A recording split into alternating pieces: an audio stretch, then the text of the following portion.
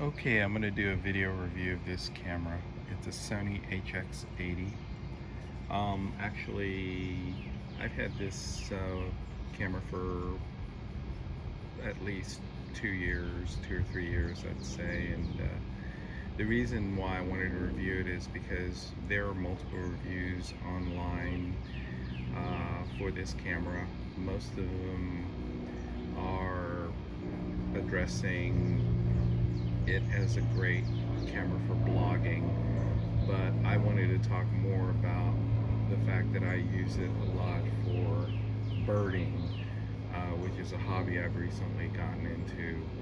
And the reason why I like this camera is, of course, for the portability. It's very lightweight.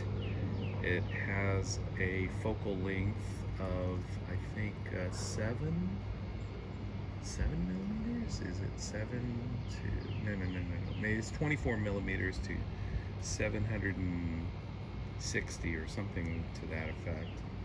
And so it has, like, as advertised here, a 30x optical zoom. You know, the sensor, of course, is very small because it's a point and shoot, but surprisingly, the picture results are amazing, in my opinion. I mean, they're not extremely crisp or whatever as you would have with a full frame or even a cropped, but for general purposes, I'm telling you, this is an amazing camera. And I think the one thing that is the big attractiveness about this camera is the little electronic viewfinder here, which is a really beautiful addition. The reason I say that is because oftentimes when you're outside and you're wanting to zero in or focus in on something, it's quite difficult using the back screen here, you know, sometimes because of the light, the sunshine, you know, it makes it a lot harder to see your subject. So having an electronic viewfinder is definitely a plus on this little camera. Not many point and shoots give you that extra feature. So for what you get in this camera is probably at least 4 or 5 years old now. So they've probably got more updated versions of this, but I think they do still sell it on Amazon. The Sony HX80, tons of reviews on YouTube about it. You know, I'm not going to delve into all of the infinite details of this camera, but I just will tell you that from my experience, you know, just taking it out and shooting photos of birds and, you know, things like that at a state park that's close to my house, I'm really impressed with how well it does. I have a Sony a6000 and I have a long lens, a G lens, a full frame that I use with it, which gives me I think 105 to 300 when I use it with my a6000, and it does really give me some ultimate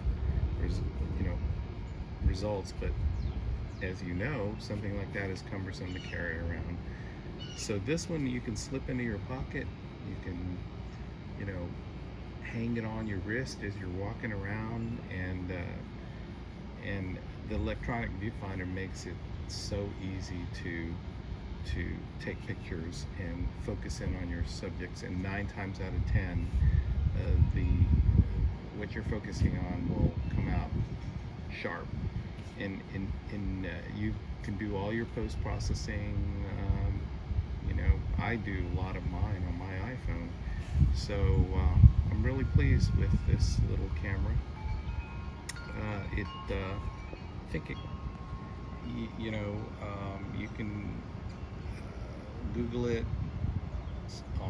You know, Amazon probably has it. Best Buy, I don't know if Best Buy still carries it. I got this as an open box camera, and I've been very happy with it. Actually, it's probably my favorite camera to carry around with me aside from my iPhone 12, you know, which is what I'm filming this video review on.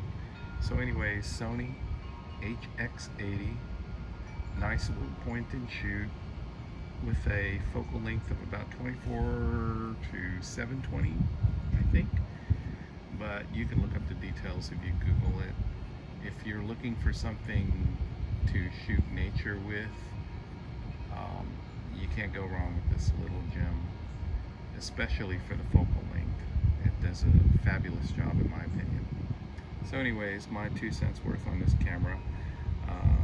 You know, I know there are many reviews on this camera, much of it related to blogging, but for my review, I'm kind of describing my main use for it, which is, you know, shooting a lot of nature and birds especially. So anyways, definitely a great value.